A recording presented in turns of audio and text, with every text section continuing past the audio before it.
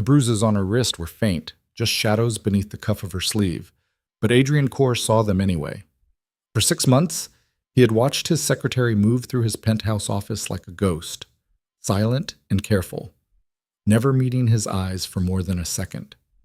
He had built an empire on reading people, on knowing when someone was hiding something valuable or dangerous. Lydia Hart was hiding both. The morning he reached across his desk and caught her hand before she could pull away, the carefully constructed distance between them shattered. She froze. He didn't let go. In that moment, she realized the most feared man in the city had been paying attention all along, and now there was nowhere left to hide. If you're watching from anywhere in the world, drop your city in the comments below so I can see how far this story travels. Hit that like button and stay with me until the end. You won't regret it. The rain hammered against the floor-to-ceiling windows of Adrian Corr's office on the 47th floor, turning the city below into a blur of neon and steel. Lydia Hart stood at the edge of his desk, tablet in hand, her posture perfect despite the exhaustion pressing down on her shoulders. She had been working for Adrian for 6 months, and in that time she had learned 3 critical rules: be efficient, be invisible, and never, ever make him wait. Revenue projections for the third quarter are up 8%, she said quietly, her voice steady despite the tension coiled in her chest. The acquisition in Singapore closed this morning. Legal wants your signature on the Warsaw contracts by end of day. Adrian didn't look up from the papers spread across his desk. His dark hair was pushed back carelessly, his jaw tight with concentration. He was wearing a charcoal suit that probably cost more than most people made in a year, the kind of tailored precision that made him look like he belonged in a museum, untouchable, carved from something harder than flesh. "Cancel my 4 o'clock," he said, his voice low and controlled. "Move it to tomorrow, same time." "Yes, Mr. Corr." She made the note without hesitation, her fingers moving quickly across the screen. She had gotten good at anticipating him, at reading the small shifts in his mood that most people missed. It was a survival skill she had honed long before she ever walked into this building. "Anything else?" she asked. He glanced up then, just for a second, and she felt the weight of his gaze like a physical thing. Adrian Corr had eyes the color of storm clouds, gray, unreadable, unsettling. People said a lot of things about him, that he was brilliant, that he was ruthless, that he had clawed his way out of nothing and built an empire on the bones of men who underestimated him. Lydia didn't know if all of it was true, but she knew enough to be careful. "That's all," he said. She nodded and turned toward the door, relieved to escape the suffocating quiet of his office. But before she could take more than 2 steps, his voice stopped her. "Lydia." She froze, her hand tightening on the tablet.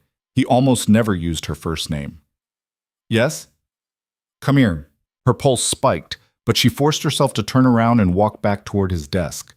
Adrian was watching her now, his full attention locked on her in a way that made her skin prickle. She stopped a few feet away, keeping the desk between them like a barrier. "Is something wrong?" she asked.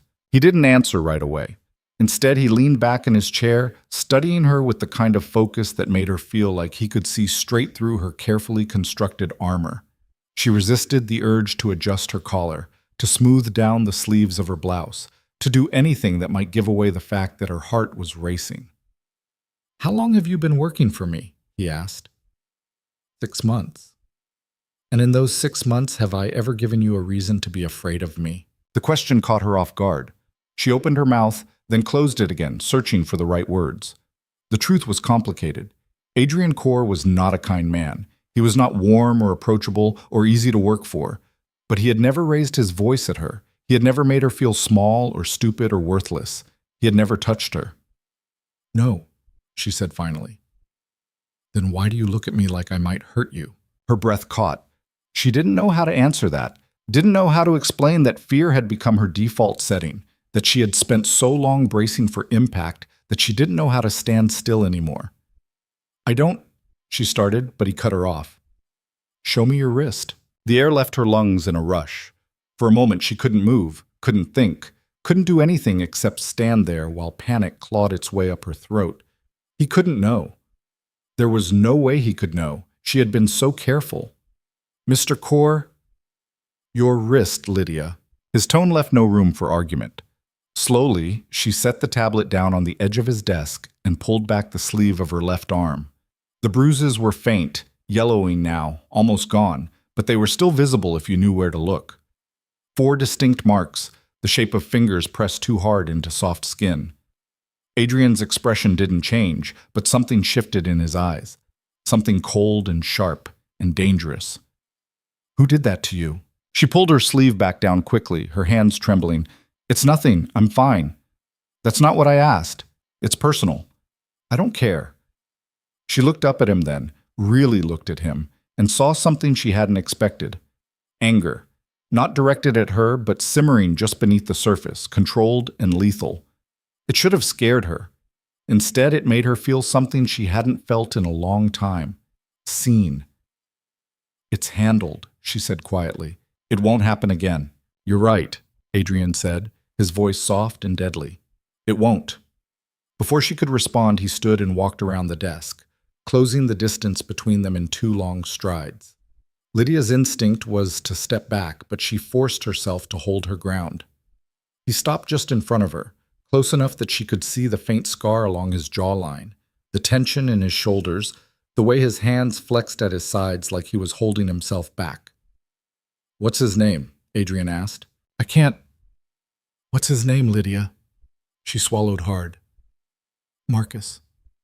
"Marcus what?" "Marcus Hale." Adrian's jaw tightened, and for a second she thought he might say something else. Instead, he reached into his pocket and pulled out his phone, typing something quickly before slipping it back into his jacket. "Go home," he said. "Pack a bag. Bring whatever matters to you." "What?" "You're not going back to him." The words hit her like a physical blow. She shook her head, her hands twisting together in front of her. "Mr. Kaur, I appreciate the concern, but you don't understand." "I understand perfectly," he said, his tone clipped. "You're living with a man who puts his hands on you. You're afraid to leave because you think he'll come after you. You're probably right, but that stops today." "You can't just—" "I can, and I am." She stared at him, her mind racing. This was insane. He was her boss, not her savior. He didn't owe her anything. And yet, the way he was looking at her, like she mattered, like she was worth protecting, made something inside her chest crack open. "I don't have anywhere to go," she said, her voice barely above a whisper. "You do now." Or 2 hours later, Lydia stood in the marble entryway of Adrian's seaside estate, a small duffel bag clutched in her hands, her entire world reduced to the few things she had managed to grab before one of Adrian's men escorted her out of the apartment she had shared with Marcus for the past 2 years. She hadn't even left a note. Part of her felt guilty about that. The other part, the part that still remembered the way Marcus's voice turned cold when he drank, the way his grip tightened when she said the wrong thing, felt nothing but relief. The estate was massive, perched on a cliff overlooking the ocean, surrounded by high walls and security cameras and men in dark suits who didn't smile. It was the kind of place that belonged in a magazine, not in her life. She didn't belong here. She didn't belong anywhere. "Miss Hart." She turned to find a woman in her 50s standing in the doorway, her silver hair pulled back in a neat bun, her expression polite but distant. "I'm Claire," the woman said. "I manage the house. Mr. Kaur asked me to show you to your room." "Thank you," Lydia said quietly. She followed Claire up a wide staircase, past paintings that probably cost more than her entire life, down a hallway lined with closed doors. Claire stopped at the end of the hall and opened the last door on the left, stepping aside to let Lydia enter. The room was beautiful. Soft gray walls, a massive bed with white linens, floor-to-ceiling windows that looked out over the ocean. There was a fireplace, a sitting area, a bathroom with a clawfoot tub that made her chest ache with something she couldn't name. "If you need anything, there's a phone on the nightstand," Claire said. "Dinner is at 7. Mr. Kaur prefers to eat in the dining room, but if you'd rather have something brought up, just let me know." Thank you." Claire nodded and left, closing the door softly behind her. Lydia stood in the middle of the room, her bag still clutched in her hands, and for the first time in 2 years, she let herself cry. Adrian didn't come home until after midnight. He found Lydia in the library, curled up in one of the oversized chairs near the fireplace, a book open in her lap. She looked up when he walked in, her eyes red-rimmed but dry. "You should be asleep," he said. I tried. He nodded and crossed to the bar in the corner, pouring himself 2 fingers of whiskey. He didn't offer her any. He had a feeling she didn't drink. Are you hungry? He asked. No. Claire said you didn't come down for dinner. I wasn't hungry then either. He took a sip of his drink, studying her over the rim of the glass. She looked smaller here, curled up in his chair, wearing an oversized sweater that swallowed her frame. Fragile. Except he knew better. Fragile things didn't survive men like Marcus Hale. Fragile things broke. I need to ask you something, he said. She closed the book and set it aside, her hands folding neatly in her lap. Okay. Do you want him dead? The question hung in the air between them, stark and brutal. Lydia's eyes widened, and for a moment she just stared at him like she wasn't sure she had heard him correctly. What? It's a simple question, Adrian said. Do you want Marcus Hale dead? No, of course not. Why not? Because that's... She stopped, shaking her head. Because that's not how the world works. Adrian smiled, but there was no warmth in it. It's exactly how my world works. She looked at him then, really looked at him, and he could see the moment she understood. This wasn't a hypothetical. This wasn't some abstract conversation about justice or morality. He was offering her something real, something permanent. I don't want you to kill him, she said quietly. Then what do you want? I want him to leave me alone. That's not enough. It is for me. Adrian set his glass down on the mantel and crossed the room, stopping just in front of her chair. She tilted her head back to look at him, and he saw the fear there, but also something else. Curiosity, maybe even trust. Marcus Hale put his hands on you, Adrian said, his voice low and controlled. He hurt you. He made you afraid. And now you're sitting in my house asking me to let him walk away like that's acceptable. It's not. You don't get to decide that. I just did. Her jaw tightened, and he saw the flash of anger in her eyes. Good. Anger was better than fear. Anger meant she still had fight left in her. I didn't ask you to save me, she said. I know. Then why are you doing this?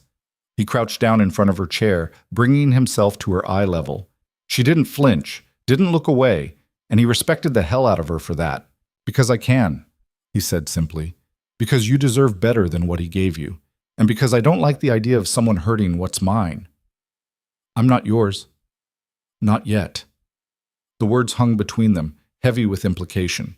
Lydia's breath hitched, and he saw the way her pulse jumped in her throat. She was afraid, but not of him. She was afraid of what he was offering, afraid of what it might mean.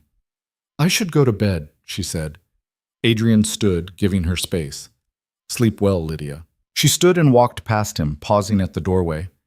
Thank you, she said softly. For today. For all of this. Don't thank me yet. She frowned, but she didn't ask what he meant. She just nodded and left, her footsteps quiet on the marble floor. Adrian poured himself another drink and stared out at the dark ocean, his mind already working through the logistics of what came next. Marcus Hale had no idea what was coming for him, but he would, soon.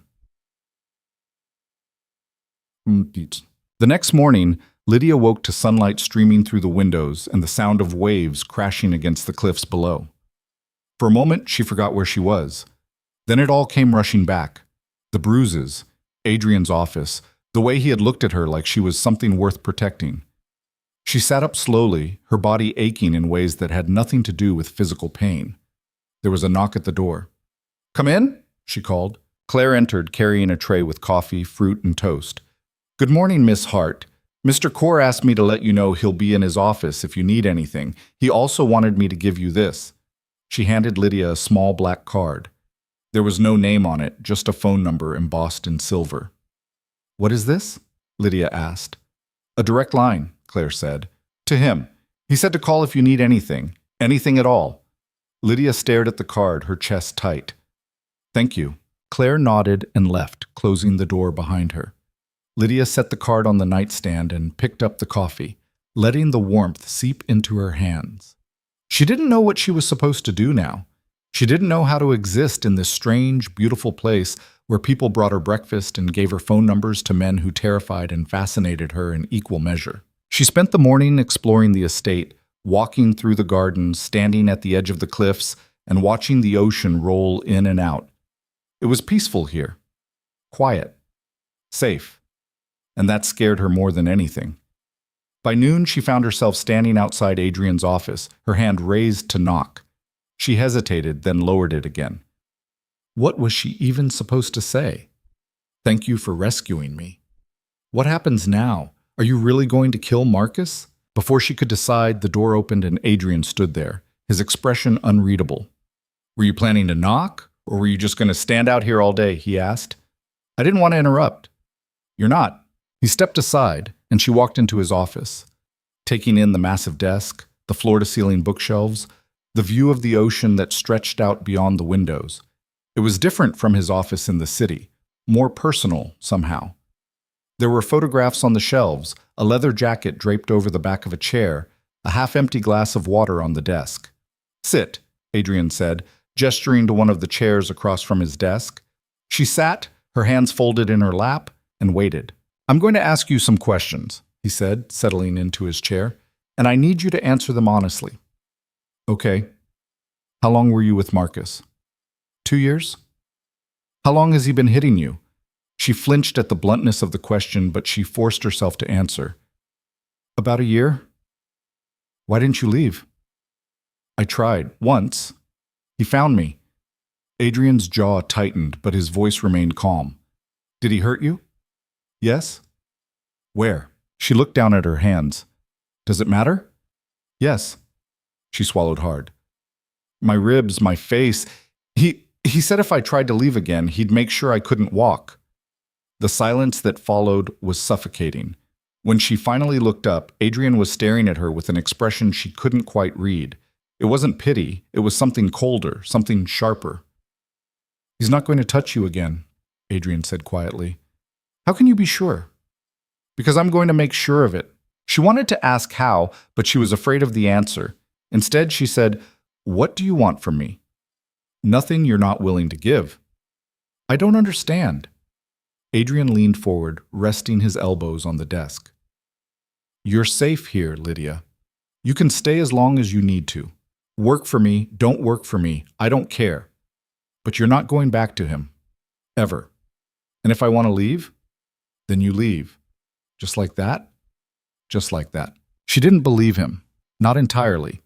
Men like Adrian Core didn't do things without expecting something in return, but she also didn't have anywhere else to go. And the idea of walking out of this house and back into her old life made her want to throw up. Okay, she said quietly.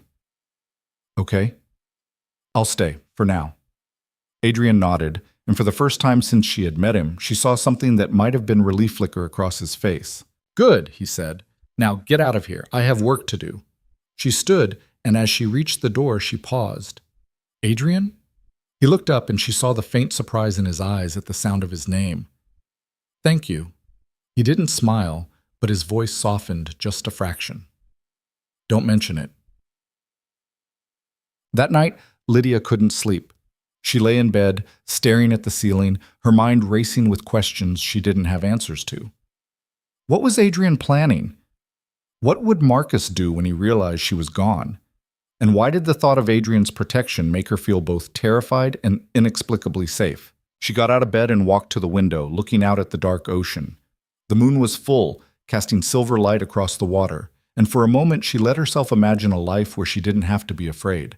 A life where she could wake up in the morning and not wonder if today would be the day Marcus finally went too far.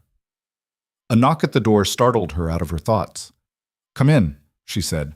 The door opened and Adrian stepped inside, still dressed in the same clothes he had been wearing earlier. He looked tired, but his eyes were sharp, alert. Can't sleep? He asked. No. Me neither. He crossed the room and stood beside her at the window, his hands in his pockets. They stood in silence for a long moment, the only sound the distant crash of waves against the cliffs. I keep thinking about what you said, Lydia said quietly, about making sure Marcus doesn't touch me again. And? I'm afraid of what that means. Adrian turned to look at her, his expression unreadable. You should be. She met his gaze, and in that moment she understood. Whatever Adrian was planning, it wasn't going to be clean or simple or easy. It was going to be brutal. Final. "I don't want you to become a monster because of me," she said. Adrian's lips curved into a faint, humorless smile. "Lydia, I've been a monster for a long time. You didn't make me this way." "Then what did?" "Survival." The word hung between them, and she realized they weren't so different after all. They had both learned to survive in a world that didn't give second chances. They had both built walls to keep people out, to protect themselves from the kind of pain that broke you beyond repair. "I'm not asking you to save me," she said. "I know." "Then why are you doing this?" He reached out and tucked a strand of hair behind her ear, his touch gentle despite the calluses on his fingers. "Because I want to." Her breath caught, and for a moment she forgot how to think. His hand lingered near her face, his thumb brushing against her cheek, and she saw something in his eyes that made her heart race. Not pity, not obligation. Something raw and honest and terrifying. "Adrian, go to bed, Lydia," he said, his voice rough. "Before I do something we'll both regret." She wanted to ask what he meant, but she didn't. Instead, she nodded and stepped back, putting distance between them. He turned and walked to the door, pausing with his hand on the handle. "Lock this," he said, "not because you need to, but because it might help you sleep." And then he was gone, leaving her alone in the dark with her racing heart and the lingering warmth of his touch on her skin. The days that followed fell into a strange, quiet rhythm. Lydia spent her mornings in the library, reading or simply staring out at the ocean. She spent her afternoons walking the grounds, getting to know the security team, learning the layout of the estate, and she spent her evenings with Adrian, sharing dinners that were more comfortable than they had any right to be. He didn't press her for details about her past. He didn't ask her to talk about Marcus or the bruises or the fear that still woke her up in the middle of the night. He just existed beside her, solid and steady, a presence that made her feel less alone. But she could see the darkness in him too. The way his jaw tightened when his phone rang at odd hours. The way his eyes went cold and distant when he thought she wasn't looking. The way he disappeared into his office for hours at a time, emerging with blood on his knuckles and a look in his eyes that made her chest ache. She didn't ask what he was doing. She was afraid of the answer. One evening, nearly 2 weeks after she had arrived at the estate, she found him in the library, sitting in the same chair she had occupied that first night. He had a glass of whiskey in his hand, and he looked exhausted. "Bad day?" she asked, settling into the chair across from him. "You could say that. Do you want to talk about it?" "No." She nodded and picked up the book she had left on the side table, flipping it open to the page she had marked. They sat in silence for a while, the only sound the crackle of the fire in the hearth. "He's gone," Adrian said suddenly. Lydia looked up, her heart skipping a beat. "What?" "Marcus. He's gone. You won't hear from him again." The book slipped from her hands and landed on the floor with a soft thud. She stared at Adrian, her mind struggling to process what he had just said. "What did you do?" she whispered. "What needed to be done?" "Adrian, he's not dead," Adrian said, cutting her off. "But he might as well be. He's in a place where he can't hurt you, where he can't hurt anyone." She didn't know whether to feel relieved or horrified. Part of her wanted to ask for details, to know exactly what Adrian had done. The other part didn't want to know, didn't want to carry the weight of that knowledge. "Why are you telling me this?" she asked. Because you deserve to know that it's over, that you're free."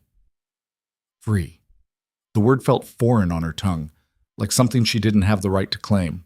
She had spent so long living in fear, so long bracing for the next blow, that she didn't know how to exist without it. "I don't know how to be free," she said quietly. Adrian set his glass down and leaned forward, his elbows resting on his knees. "Then I'll teach you." She looked at him, this man who had taken her in, who had protected her, who had done terrible things in her name without asking for anything in return. And she realized that somewhere along the way, she had stopped being afraid of him. She had started trusting him. Maybe even more than that. "Okay," she said. "Okay? Teach me." Adrian smiled, and for the first time since she had met him, it reached his eyes. The first lesson came 3 days later, on a gray morning when the ocean looked like hammered steel and the wind rattled the windows. Lydia found Adrian in the dining room, already dressed in a dark suit, his attention fixed on a laptop screen. He looked up when she entered, his expression shifting from concentration to something softer. "You're up early," he said. "Couldn't sleep." She poured herself coffee from the silver pot on the sideboard, her hand steady, despite the nervous energy humming through her veins. "What are you working on?" "Nothing that can't wait." He closed the laptop and gestured to the chair beside him. "Sit." She did, wrapping her hands around the warm mug.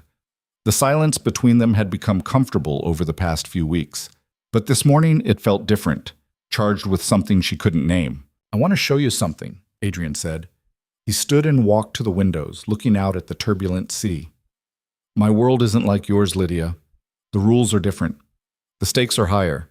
And the people in it will eat you alive if you show weakness. I know that. Do you?" He turned to face her, his eyes hard. "Because knowing it and living it are two different things. You've spent the last 2 years surviving one man. Out there are dozens who would see you as an easy target. A way to get to me." The words sent a chill down her spine. She set her mug down carefully. "Then why are you telling me this?" "Because I need you to understand what you're stepping into, and I need you to decide if you want to be part of it." "Part of what?" "My life. My world. All of it." She stared at him, her heart pounding. This was more than protection, more than temporary shelter. He was offering her something permanent, something that would change everything. "I'm not asking you to decide right now," Adrian continued, "but if you stay, you need to be strong. You need to know how to read people, how to spot danger, how to protect yourself. I can teach you that, but only if you want to learn." Lydia stood, moving to the window beside him. The ocean churned below, violent and beautiful, and she felt something inside her respond to it, a wildness she had buried so deep she had almost forgotten it existed. "Teach me," she said. Adrian's mouth curved into a slight smile. "Get dressed. We start in an hour." The training room was in the basement, a space she hadn't known existed until Adrian led her down a narrow staircase hidden behind a panel in his office. It was sparse, padded floors, mirrors along one wall, equipment she didn't recognize. A man was waiting for them, compact and muscular, with graying hair and a scar that cut through his left eyebrow. "This is Dmitri," Adrian said. "He's going to teach you how to fight." Dmitri looked her up and down with professional detachment. "She's small. She's tougher than she looks." "We'll see." Dmitri gestured to the center of the room. "Come." Lydia glanced at Adrian, who nodded. She stepped forward, her palms sweating. "First lesson," Dmitri said. "Someone grabs your wrist. What do you do?" I don't know." "Exactly. So you learn." He reached out and caught her wrist, his grip firm, but not painful. "Most people pull away. That's instinct. But instinct gets you hurt. You want to move toward the thumb. That's the weakest point of any grip. Rotate your arm and pull down. Like this." He demonstrated slowly, and she tried to copy the movement. It felt awkward, unnatural. "Again," Dmitri said. They practiced for an hour, her wrist burning from repetition, sweat dampening her shirt. Adrian watched from the corner, his expression unreadable. When Dmitri finally called a break, Lydia's entire body was shaking. "You did well," Adrian said, handing her a bottle of water. "I feel like I'm going to throw up." "That means you're working hard enough." He tilted his head toward the stairs. "Come on. Dmitri will be back tomorrow." She followed him up to the main floor, her legs unsteady. "How long did it take you to learn all that?" "Years. But you don't need years. You just need enough to give yourself a chance." "A chance to what?" "Run, fight, survive." He paused at the top of the stairs, looking down at her. "Whatever it takes." The days blurred together after that. Mornings with Dmitri, learning holds and breaks, and how to use her size as an advantage instead of a weakness. Afternoons with Adrian, who taught her different lessons: how to read a room, how to identify the dangerous men from the merely powerful ones, how to speak with authority even when she felt like she was drowning. "Don't apologize," he told her one evening as they sat in his office, going over profiles of men he did business with. "Apologies make you sound uncertain. Say what you mean and stand by it." "What if I'm wrong?" "Then you're wrong, but you own it." He tapped a photograph on the desk, a silver-haired man with cold eyes. "This is Viktor Sokolov. He runs weapons through Eastern Europe. If he ever speaks to you, what do you do?" polite but distant. Why? Because he's dangerous, but he's useful to you. I don't want to offend him, but I don't want to seem weak either. Good. Adrian moved to the next photo. And this one? She studied the face. Younger, handsome, with a smile that didn't reach his eyes. James Connolly, real estate. You don't trust him. Why not? Because you keep his file in the red folder. That means he's a problem. Adrian's expression flickered with something that might have been pride. You're learning. She was. Slowly, painfully, she was learning to navigate the treacherous waters of Adrian's world. But the more she learned, the more she realized how deep those waters ran, how many enemies he had, how much danger lived just beneath the surface of his carefully controlled empire. One night, nearly a month after she had arrived at the estate, she woke to the sound of voices downstairs. Angry voices. She slipped out of bed and crept to the top of the stairs, her heart racing. The door to Adrian's office was open, light spilling into the darkened hallway. You're making a mistake, a man said. She didn't recognize the voice. That's not your concern. Adrian's tone was ice. You think you can just take her and there won't be consequences? People are talking, Cor. Let them talk. Marcus Hale had friends.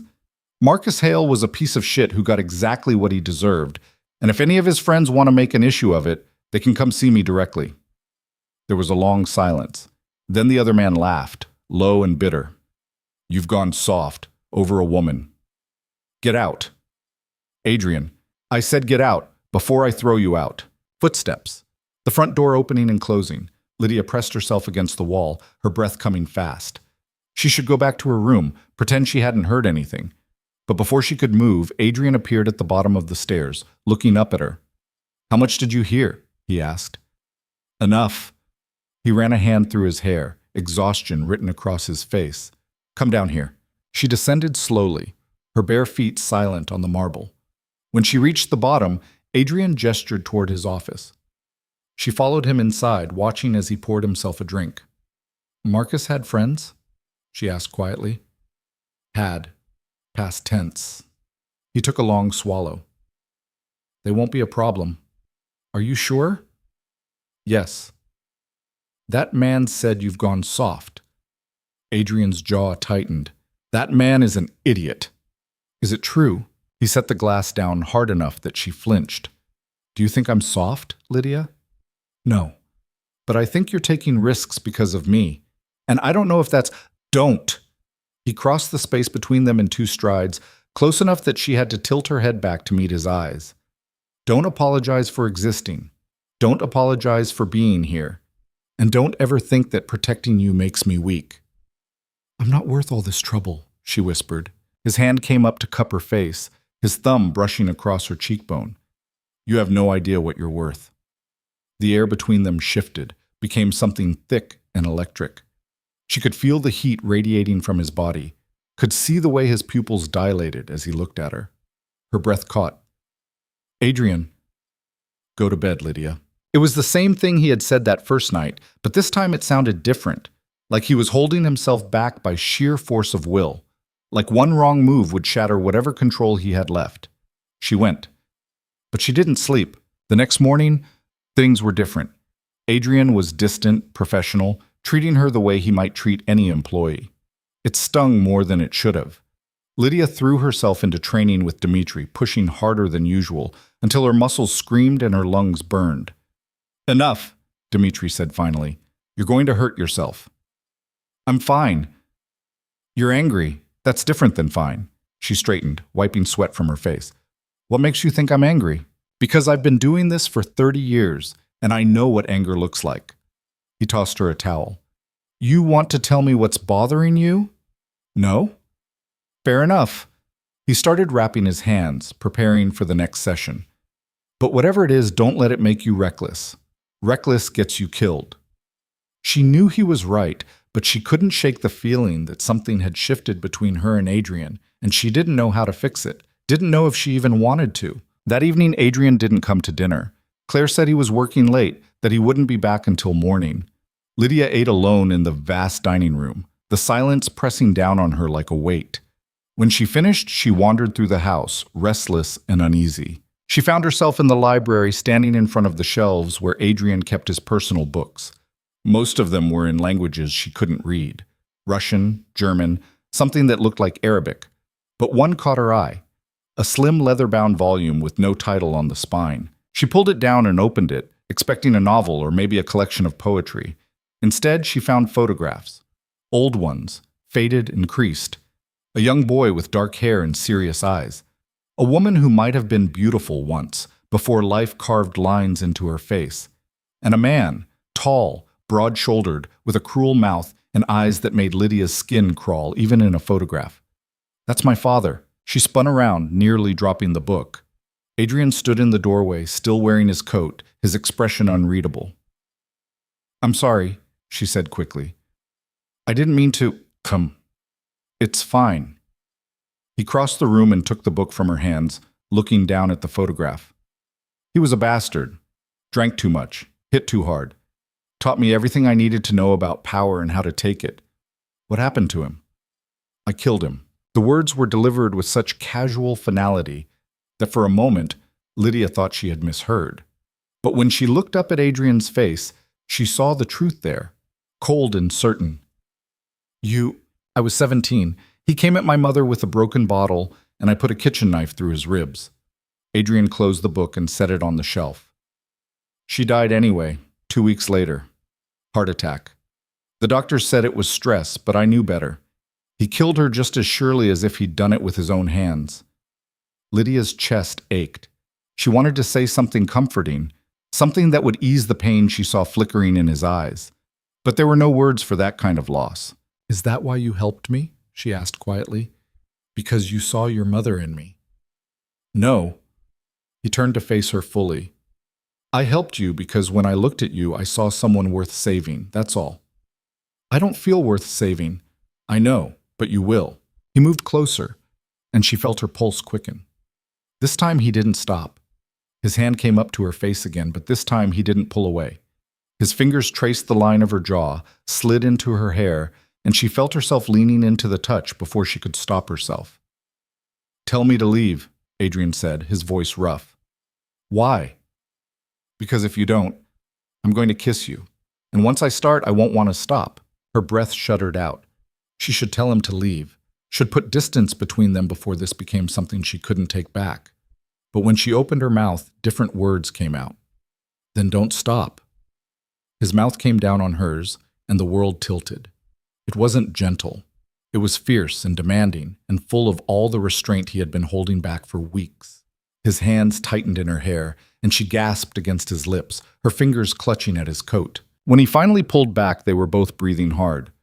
"This is a bad idea," he said. "Probably. You work for me." "Not anymore. You said I didn't have to." "Lydia, I'm staying because I want to, not because I'm afraid, not because I owe you, because I want to be here, with you." Something in his expression cracked, and he kissed her again, slower this time, but no less intense. She felt herself melting into him, all the fear and doubt and self-preservation burning away under the heat of his touch. When he lifted her, she wrapped her legs around his waist without thinking, trusting him to hold her. He carried her upstairs, his mouth never leaving hers, and kicked open the door to his bedroom. The bed was massive, covered in dark sheets that smelled like him, leather and smoke, and something indefinably masculine. He laid her down carefully, his weight settling over her, and she felt the last of her defenses crumble. "Are you sure?" he asked, his forehead resting against hers. "Yes. If you change your mind, I won't." He kissed her throat, her collarbone, the hollow of her shoulder. His hands were everywhere, learning the shape of her, and she arched into his touch with a desperation that surprised her. She had been so numb for so long, so disconnected from her own body, that feeling this much all at once was overwhelming. "Adrian," she breathed, "I know. I've got you." And he did. He took his time, coaxing responses from her that she didn't know she was capable of, pushing her higher and higher until she shattered in his arms. When he finally followed her over the edge, she felt something inside her chest crack wide open, spilling light into places that had been dark for far too long. Afterward, they lay tangled together, her head on his chest, his fingers tracing lazy patterns on her back. The silence was comfortable now, warm and heavy with satisfaction. I should probably go back to my room, she said eventually. Why? Because, I don't know. Isn't that what people do? Not in my house. His arm tightened around her. Stay. She stayed. The weeks that followed were a strange blend of normalcy and intensity. During the day, they maintained a careful distance, training sessions with Dmitri, business meetings in Adrian's office, quiet dinners where they talked about everything and nothing. But at night, when the rest of the house was asleep, Lydia would slip down the hallway to Adrian's room, and they would come together with a hunger that never seemed to diminish. He was teaching her more than just self-defense now. He was teaching her confidence, showing her that she had value beyond what she could do for other people, that she was allowed to take up space, to speak her mind, to demand respect. You're different, Claire said one morning as they worked together in the kitchen. The housekeeper had warmed to Lydia over the past weeks, treating her less like a guest and more like part of the household. Different how? Lydia asked. Stronger. You stand taller now. Look people in the eye. Claire smiled. It's good to see. Lydia felt a flush of pride. She was different. She could feel it in the way she moved through the world, in the way she no longer flinched at loud noises or sudden movements. The fear that had defined her for so long was still there. She didn't think it would ever fully disappear. But it no longer controlled her. One afternoon, Adrian called her into his office. A woman was with him, elegant and sharp-eyed, dressed in a tailored suit that probably cost more than Lydia used to make in a month. Lydia, this is Natasha Volkov, Adrian said. She handles my European operations. Natasha extended a hand and Lydia shook it, meeting the woman's assessing gaze without flinching. Adrian's told me about you, Natasha said. Her accent was faint, cultured. I'm curious to meet the woman who's caught his attention. I'm not that interesting, Lydia said. If Adrian thinks you are, then you are. He's not easily impressed. They sat, and Adrian poured drinks. Vodka for Natasha, whiskey for himself, nothing for Lydia. She had told him weeks ago that she didn't drink, and he had remembered without her having to remind him. We have a situation, Adrian said. Viktor Sokolov is hosting a gathering in 2 weeks, the kind where alliances are made and broken. I need to be there. And you want to bring her, Natasha said, looking at Lydia. Yes. She's not ready. She will be. Lydia's stomach clenched. What kind of gathering? The dangerous kind, Natasha said bluntly. Men like Viktor don't do casual parties. Every word, every gesture, every conversation is a negotiation. One wrong move and you could start a war. I can handle it, Lydia said, even though her heart was racing. Natasha raised an eyebrow. Can you? She can, Adrian said firmly. I'll make sure of it. After Natasha left, Lydia turned to Adrian. You really think I'm ready for this? I think you're stronger than you give yourself credit for. He stood and came around the desk, pulling her to her feet. But we have 2 weeks to prepare, so we'd better get started. The preparation was intense. Adrian drilled her on names and faces, on who could be trusted and who couldn't, on the subtle power dynamics that governed his world. Natasha returned several times, testing Lydia with rapid-fire questions and hypothetical scenarios, never satisfied until Lydia's answers were perfect. You hesitate too much, Natasha said during one particularly brutal session. In this world, hesitation reads as weakness. Make a decision and commit to it, even if it's wrong. What if I say the wrong thing to the wrong person? Then Adrian will handle it, but you're less likely to make a mistake if you stop second-guessing yourself. Lydia tried. It was hard, fighting against years of conditioning that had taught her to make herself small, to defer, to apologize.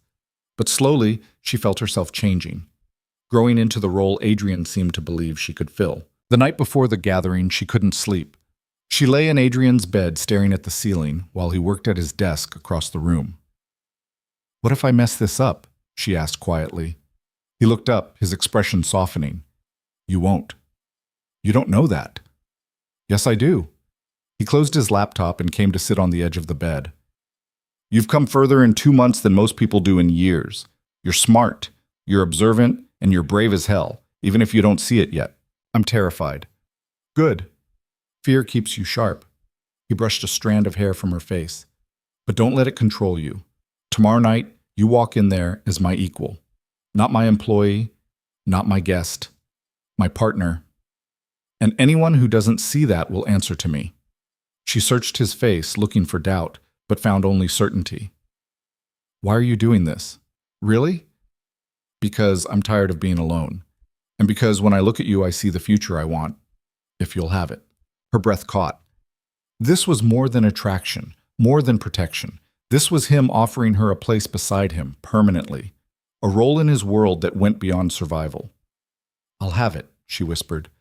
He kissed her then, slow and deep, and she felt the last of her fear dissolve. Whatever tomorrow brought, she would face it, and she wouldn't face it alone. The dress arrived the next morning, delivered in a black box with no label. Lydia opened it to find midnight blue silk that shimmered like water under light, cut in a style that was elegant without being ostentatious. When she tried it on, it fit perfectly, hugging her curves in a way that made her feel powerful rather than exposed. Claire appeared in the doorway, holding a jewelry box. Mr. Kaur asked me to bring these. Inside were diamonds, earrings, and a bracelet, delicate but clearly expensive. Lydia stared at them, her throat tight. I can't wear these, she said. Why not? Because they're... She stopped, unable to articulate the feeling. Because accepting them felt like crossing some invisible line. Because wearing them would make this real in a way she wasn't sure she was ready for. Because they're beautiful? Claire asked gently. Because you deserve beautiful things? Lydia met the older woman's eyes in the mirror. Do I? Mr. Kaur thinks so. And I've learned that when he makes up his mind about something, arguing is pointless. Claire set the box on the dresser. You've come a long way, Miss Hart. Don't let old ghosts convince you otherwise. After Claire left, Lydia stood in front of the mirror, barely recognizing the woman staring back. The dress transformed her, made her look sophisticated and controlled. The bruises were long gone. Her hair had grown longer, falling in soft waves past her shoulders. But it was her eyes that looked different, no longer haunted, no longer defeated. She put on the jewelry. The car that took them to Viktor Sokolov's estate was armored, Adrian explained during the drive. Bulletproof glass, reinforced doors, a driver who had worked for him for 15 years and carried 2 guns at all times. Lydia tried not to think about why such precautions were necessary. Remember, Adrian said, his hand resting on her knee, you don't have to impress anyone, just be yourself. Let them wonder who you are and why I brought you. And if someone asks directly, tell them the truth, that you work with me. They'll assume the rest. Which is? His mouth curved slightly. That you're mine, and that anyone who touches you answers to me. The words sent heat through her veins, but she kept her expression neutral. This was the game now, control and perception, power wrapped in silk and diamonds. Viktor Sokolov's estate made Adrian's look modest by comparison. It sprawled across what must have been 50 acres, surrounded by high walls and enough security to guard a small country. The house itself was a monument to excess. Marble columns, crystal chandeliers, artwork that probably belonged in museums. Adrian helped her out of the car, his hand settling on the small of her back as they climbed the steps. She could feel eyes on them already. Security, staff, other guests arriving. Being evaluated, measured, judged. The entrance hall was crowded with people who looked like they stepped out of magazines. Women in designer gowns, men in custom suits, everyone holding champagne glasses and wearing smiles that didn't reach their eyes. Conversations paused as Adrian entered, heads turning to track his movement through the room. Adrian Kaur, a voice boomed. I was beginning to think you wouldn't come. Viktor Sokolov was exactly as his photograph suggested, silver-haired, cold-eyed, with the kind of presence that commanded attention without effort. He approached with his hand extended, his gaze sliding from Adrian to Lydia with undisguised curiosity. Victor, Adrian said, shaking his hand, thank you for the invitation. And who is this? Victor's accent was thick, his smile predatory. Lydia Hart, Adrian said. She works with me. Does she? Victor took Lydia's hand, raising it to his lips in a gesture that was more theatrical than genuine. A pleasure, Miss Hart. I hope you find the evening entertaining. I'm sure I will, Lydia said, keeping her voice steady. Victor's eyes narrowed slightly, assessing. Then he laughed. Come, there are people you should meet. He led them deeper into the house, through rooms that showcased wealth without taste, into a parlor where a smaller group had gathered.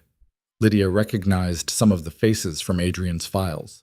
Natasha was there, talking to a man with a scar across his cheek, a woman in red who handled arms deals in South America, two brothers who controlled the port authority. "Everyone," Victor announced.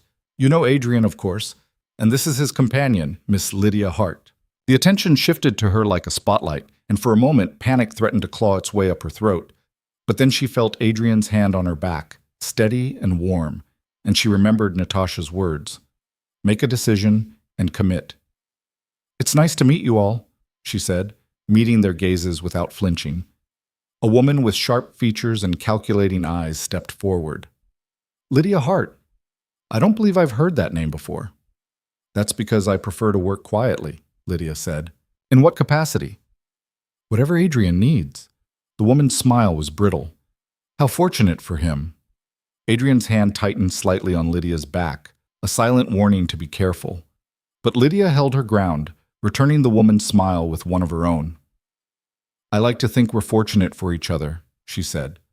The woman's eyes flickered with something, respect maybe, or annoyance, and she turned away. Lydia felt tension drain from her shoulders. "Well done," Adrian murmured in her ear. The evening progressed in a blur of introductions and carefully coded conversations. Lydia stuck close to Adrian, watching the way he navigated the room, the subtle shifts in his posture and tone, depending on who he was speaking to. With Victor, he was respectful but firm. With Natasha, collegial. With the others, he maintained a careful distance, revealing nothing while extracting everything. She tried to do the same, answering questions without saying anything of substance, smiling at jokes that weren't funny, pretending the weight of so many dangerous eyes on her didn't make her want to run.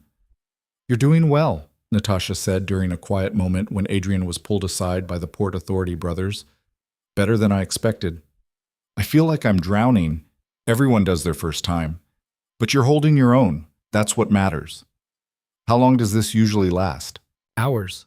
Sometimes all night." Natasha's expression softened slightly.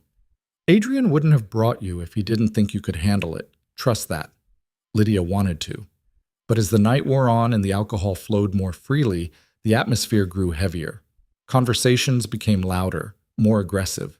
She saw money change hands, deals being made in corners, alliances forming and breaking over glasses of expensive bourbon. At one point, a man she didn't recognize cornered her near the bar. He was younger than most of the others, handsome in a way that felt manufactured, with teeth too white and cologne too strong. "You're Adrian's new pet," he said, leaning too close. Lydia stepped back, maintaining her composure. "I work with Adrian." "Right. Is that what we're calling it?" He reached out, fingers brushing her arm. "What does a position like that pay these days?" She jerked away, anger flaring hot and bright. "Don't touch me." "Or what?" His smile turned ugly. "You'll run to Adrian? Tell him the big bad man was mean to you?"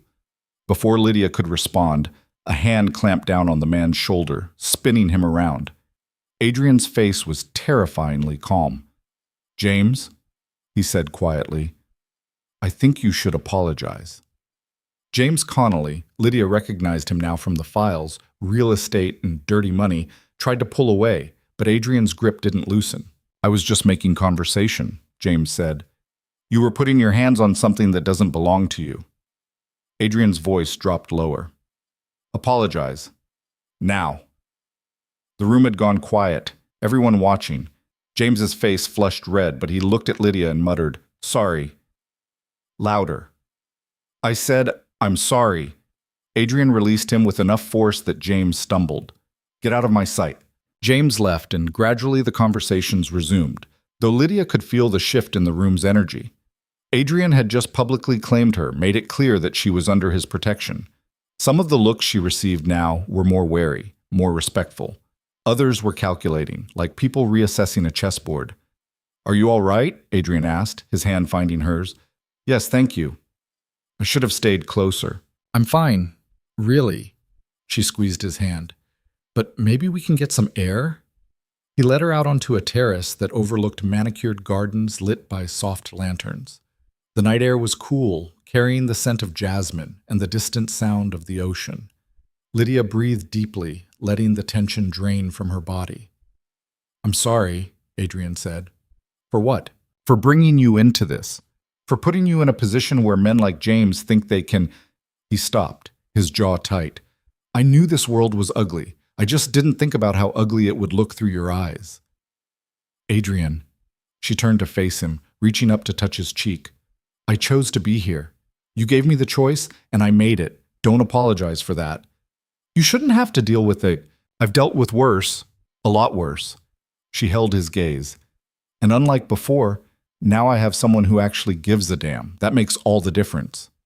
He pulled her close, his forehead resting against hers. If anyone else touches you, you'll handle it. I know. They stood like that for a long moment, the sounds of the party muffled behind them.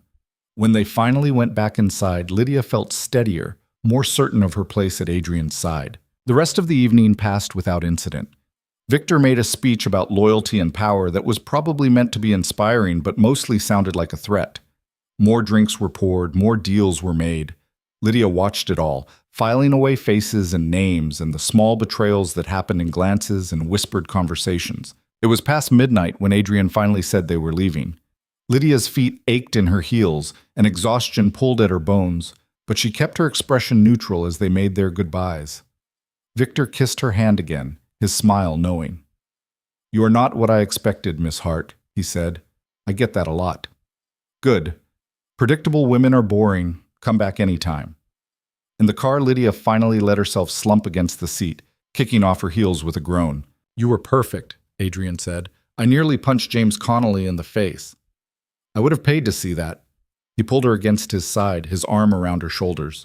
But you handled it exactly right. You stood your ground, and when he pushed too far, you knew I would back you up. That's how this works. It's exhausting. It gets easier. Eventually. He pressed a kiss to her temple. But you don't have to do it again if you don't want to. Tonight was a test, and you passed. A test of what? Whether you belong in my world. Whether you can survive it. His hand found hers, fingers lacing together. You can. Anyone who saw you tonight knows it.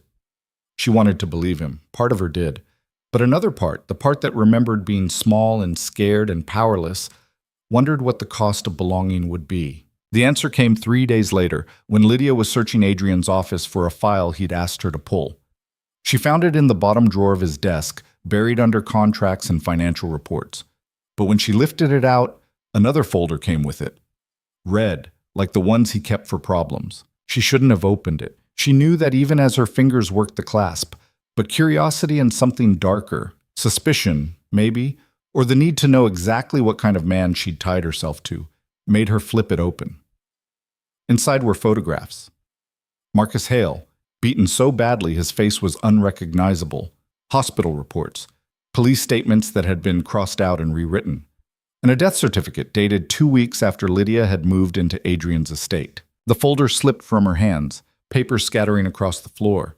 She stared at them, her mind struggling to process what she was seeing. Dead. Marcus was dead. Adrian had told her he was gone, that he couldn't hurt her anymore, but she had assumed— what had she assumed? That Marcus was in prison? In hiding? Scared into silence by whatever threat Adrian had made? Not that Adrian had killed him. The door opened behind her and she spun around to find Adrian standing there, his expression going from curious to resigned as he saw the papers on the floor. You lied to me, she said, her voice shaking. I didn't lie. I told you he was gone. You said he wasn't dead. I said he was in a place where he couldn't hurt you. I never said that place wasn't a grave. Adrian stepped into the room, closing the door behind him. And before you ask, yes, I killed him, personally, with my own hands. The casual admission made her stomach turn. Why? Because he put bruises on you. Because he made you afraid. Because he was a piece of shit who didn't deserve to breathe the same air as you. Adrian's eyes were hard, unapologetic. And because I wanted to, you wanted to. Yes, I wanted to watch him beg. I wanted him to feel every ounce of pain he'd ever inflicted on you. And when he finally died, I felt nothing but satisfaction.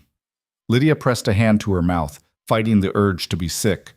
This was the man she'd been sleeping with, the man she'd told herself she was falling for, a killer who felt no remorse for taking a life.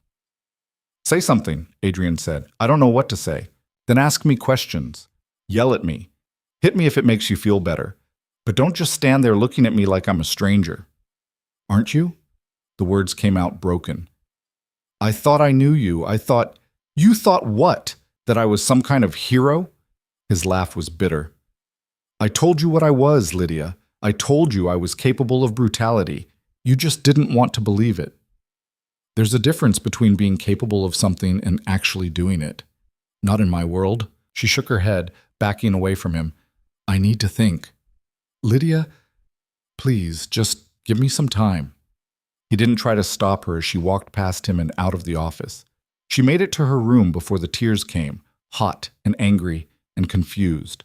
Part of her was horrified by what Adrian had done, but another part, a part she didn't want to acknowledge, felt a savage satisfaction that Marcus had suffered, that he had paid for what he'd done to her.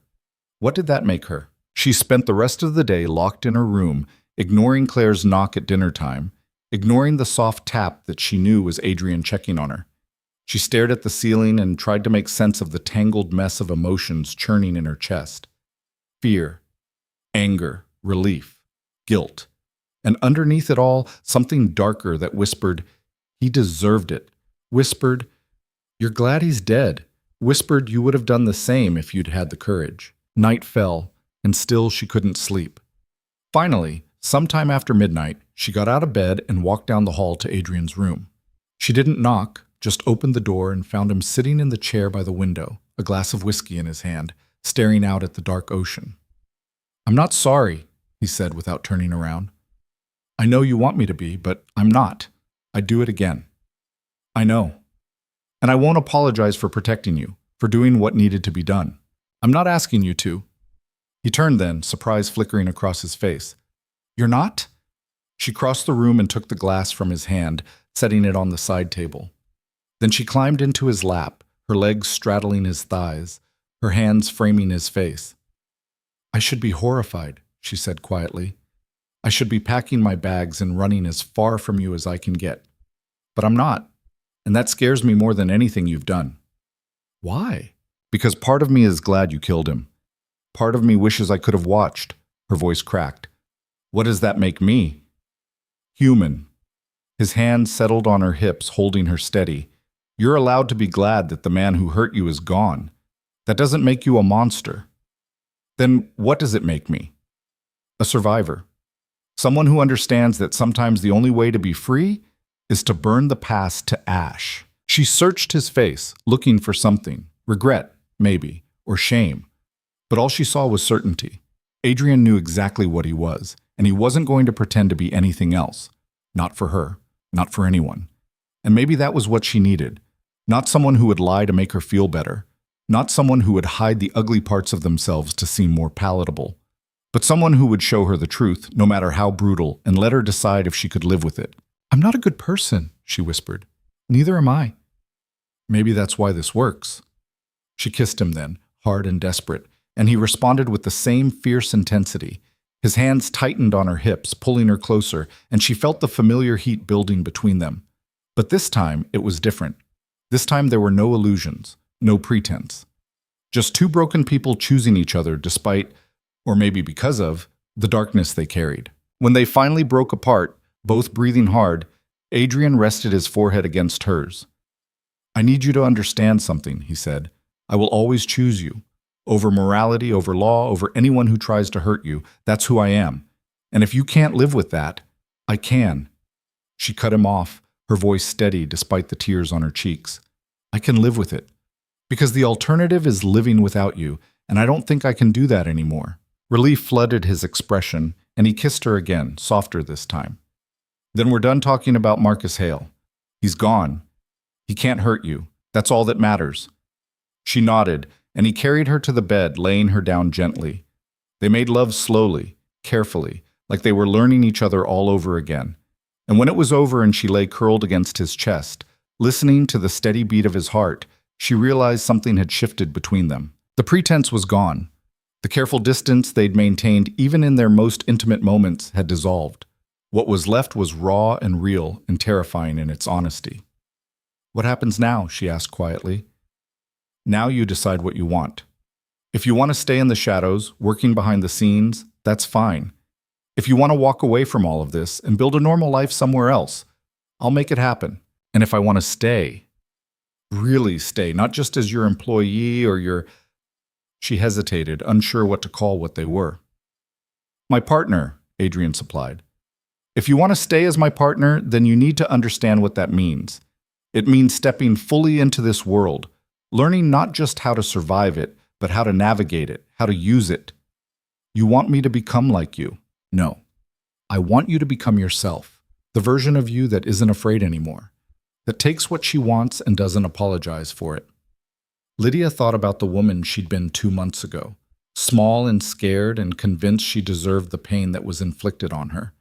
Then she thought about the woman she'd been tonight, standing in Viktor Sokolov's parlor wearing diamonds and holding her ground against people who had built empires on violence and greed. She knew which woman she wanted to be.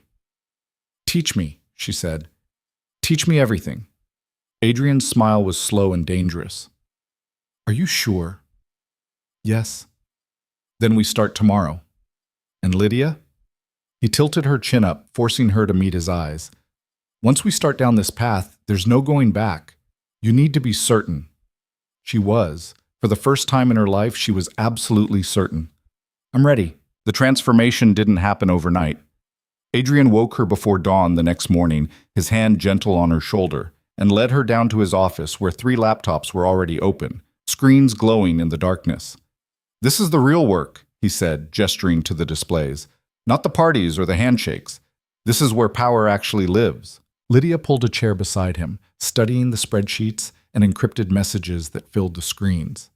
Numbers that didn't make sense at first, names she was starting to recognize. Transactions that moved through shell companies and offshore accounts like water through a maze. Show me, she said. He did. For hours, he walked her through the architecture of his empire, how money flowed, how information was gathered and leveraged, how loyalty was bought and maintained. It was complex and ruthless and completely fascinating. Lydia found herself asking questions, challenging assumptions, suggesting alternatives that made Adrian pause and reconsider. You're good at this, he said after she'd identified a weakness in one of his supply chains that he'd missed. I used to do financial analysis before. She didn't need to explain what before meant. Different scale, but the principles are the same. Then you're going to handle the Eastern European accounts. Natasha's been complaining she's spread too thin. I don't know if I'm ready for that. You are. And Natasha will help you. He closed the laptop and turned to face her. But that's only part of what you need to learn. The numbers are easy. It's the people that will kill you if you're not careful. Over the following weeks, Adrian introduced her to a side of his business she'd only glimpsed at Victor's party. She sat in on meetings where deals were negotiated with barely concealed threats. She watched him handle a man who'd stolen from him, not with violence, but with a cold precision that was somehow worse, systematically dismantling the man's life until he was left with nothing. She learned that power wasn't always about force. Sometimes it was about knowing exactly which pressure point would make someone break. You're different with them than you are with me, she observed one evening after a particularly tense video conference with buyers in Singapore. How so? Harder. Like you don't see them as human. Adrian considered this, pouring himself a drink. Most of them aren't. Not in any way that matters. They're assets or threats, tools or obstacles. Treating them as anything else is how you get killed. And me? What am I? He crossed the room and pulled her to her feet, his hands settling on her waist. You're the exception to every rule I've ever made. She wanted to ask what that meant, but he kissed her before she could form the words, and the question dissolved into heat and urgency. Later, when they lay tangled in his sheets, she traced the scars on his chest, old knife wounds, a bullet graze along his ribs, marks from a life lived in violence. Do you ever regret it? She asked. This life? No, not even a little? Regret is useless. It doesn't change anything. His fingers found hers lacing together. I could have been different, stayed small, stayed safe, but I would have hated every second of it. This is who I am. The only question is whether you can live with who you're becoming. Lydia thought about the woman she'd been just months ago and the woman she was now. She'd stopped flinching at sudden movements. stopped apologizing when she spoke, stopped making herself small to avoid taking up space. She'd learned to read contracts, to spot deception, to hold her ground in rooms full of dangerous men. And she'd learned that she was good at it. "I don't miss who I was before," she said quietly. "Is that wrong?" Why would it be wrong? Because that version of me was supposed to be the real one, the good one. This, she gestured vaguely at the room, at him, at the life they were building. This is supposed to be the corruption. Or maybe you were never meant to be that small, scared version. Maybe this is who you were always supposed to become, and you just needed the right circumstances to find her. The idea settled into her chest, heavy and true. She fell asleep thinking about it, and when she woke, she found Adrian already up, standing at the window with his phone pressed to his ear, his voice low and dangerous. "I don't care what he thinks he's owed. Tell him if he contacts her again, I'll personally ensure he regrets it." A pause. No. No warnings. He gets one chance to walk away. After that, he's done. He ended the call and turned to find Lydia watching him. "Problem?" she asked. "Nothing I can't handle." But his expression was tight, controlled in a way that meant he was furious. "Adrian," he sighed, running a hand through his hair. "James Connolly, the one from Victor's party. He's been asking questions about you. Where you came from, what you mean to me. Apparently he thinks if he can find leverage, he can—" He stopped, his jaw clenching. "Can what?" "Get to me through you." The words should have scared her. A month ago, they would have. But now, all she felt was a cold, clear anger. "What are you going to do?" she asked. "What I should have done at the party. Remove the problem. Kill him?" "If necessary." Lydia got out of bed, wrapping herself in his discarded shirt. "Let me handle it." Adrian's eyes narrowed. "Absolutely not." "Why? You said you were training me to navigate this world. Let me prove I can." "James Connolly is dangerous. So are you. So am I, if you've taught me anything." She crossed to him, meeting his gaze steadily. "You can't protect me from everything, Adrian. At some point, I need to be able to protect myself. This isn't about self-defense. This is about sending a message." "Then let me send it." He studied her for a long moment, and she could see the war happening behind his eyes, the instinct to shield her battling against the knowledge that she was right. Finally, he nodded. "All right. But I'm coming with you, and if things go wrong, they won't." They arranged the meeting for the next day at one of Adrian's clubs downtown, a place where he controlled every exit and every employee. James arrived late, swaggering in like he owned the place, his smile faltering slightly when he saw Lydia sitting at the bar instead of Adrian. "Where's your boss?" he asked, sliding onto the stool beside her. "He's not my boss." Lydia sipped her water, keeping her voice level. "And he's around. But I wanted to talk to you first." "About?" "About you asking questions that don't concern you." James laughed, but there was an edge to it. "Everything concerns me when it comes to business. And you, sweetheart, are definitely business." "See, that's your mistake, thinking I'm a transaction instead of a person." She set down her glass and turned to face him fully. "Let me be clear. You don't get to ask about me. You don't get to speculate about my relationship with Adrian. And you definitely don't get to touch me or speak to me the way you did at Victor's. Are we understood? Or what? You'll tell Adrian and he'll come after me?" James leaned closer, his cologne overwhelming. "I'm not scared of him. You should be. But that's not the point." Lydia reached into her purse and pulled out a folder, sliding it across the bar.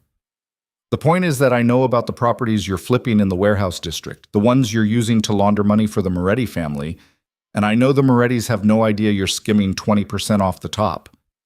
James's face went pale. "You're bluffing." "Am I?" "There's a spreadsheet in that folder, your real numbers versus what you're reporting, bank statements showing where that money's going, and a letter ready to be delivered to Vincent Moretti, explaining exactly how much you've stolen from him." "You can't." "I can, and I will, unless you agree to two things." She held up a finger. "One, you never speak to me, about me, or in my general direction ever again. 2, you stop asking questions about Adrian's business, because the next person who comes asking won't be as generous as I'm being right now." James stared at her, then at the folder, his hand shaking slightly as he opened it. She watched him read through the documents, saw the exact moment he realized she wasn't bluffing. When he looked up, the cocky swagger was gone. How did you? It doesn't matter how. What matters is that you understand I'm not someone you can push around. I'm not a weakness you can exploit. I'm the person who will destroy you if you make the mistake of trying. She stood, smoothing down her skirt. Do we have an agreement? Yes, he said quietly. Good. You can keep that folder. Consider it a reminder. She walked away, her heart pounding so hard she thought it might burst through her chest. She made it to the back hallway before her knees went weak, and she had to brace herself against the wall. Adrian appeared a moment later, his expression unreadable. You were listening, she said. Of course I was. He pulled her into his arms, and she felt some of the adrenaline drain away. You were perfect, cold, controlled, devastating. He'll never bother you again. I thought I was going to throw up. But you didn't. You held your ground and you won. That's what matters. She pulled back to look at him. Where did you get those documents? I've had people watching James for weeks. After what happened at Victor's, I wanted to know everything about him. His mouth curved slightly. I was planning to use it myself, but your way was better, more elegant. And if he'd refused, then I would have stepped in. But I knew he wouldn't. Men like James are cowards at their core.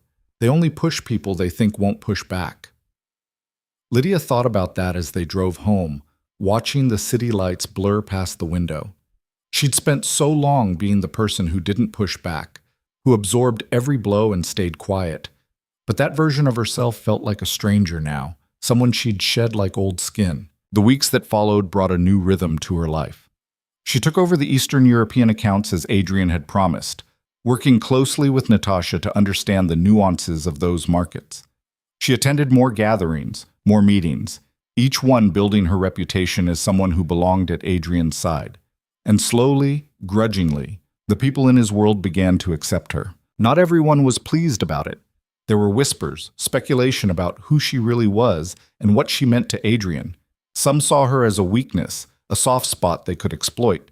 Others saw her as a threat, someone who had too much influence over a man who'd always stood alone. Let them talk, Adrian said when she mentioned it. Talk is cheap. What matters is what you do. What she did was learn. She learned the difference between allies and assets, between loyalty bought with money and loyalty earned through respect. She learned how to negotiate, how to threaten without raising her voice, how to walk away from a bad deal before it became a disaster. And she learned that power wasn't something you were given. It was something you took. 2 months after her confrontation with James Connolly, Viktor Sokolov called Adrian with an invitation. Not to a party this time, but to a private dinner. Just Viktor, Adrian, and their respective partners. He wants to see you again, Adrian said. See if you were a fluke or if you're the real thing. And if I'm not, then he'll try to use you against me. But you are, so it won't matter. The dinner was held at Victor's estate, but in a smaller, more intimate setting than the last gathering. Just the 4 of them around a table that could have seated 20, served by silent staff who appeared and disappeared like ghosts. Victor's partner was a woman named Katerina, beautiful and sharp-eyed, who watched Lydia with the kind of assessment that felt like being weighed and measured. So, Victor said after the first course was cleared, tell me, Miss Hart, how are you finding your new position? Challenging, Lydia said, but rewarding. I'm sure. Adrian is not an easy man to work for. I don't work for him anymore. I work with him. Victor's eyebrows rose. A partnership, then. How modern. It's practical, Adrian said. Lydia has skills I need. I'd be a fool not to use them. And what skills are those? Katerina asked. Her accent was thicker than Victor's, her English precise but formal. Lydia met her gaze. Financial analysis, contract negotiation, risk assessment. I'm also learning logistics and supply chain management. Impressive. And here I thought you were just... Katerina paused delicately. Decorative.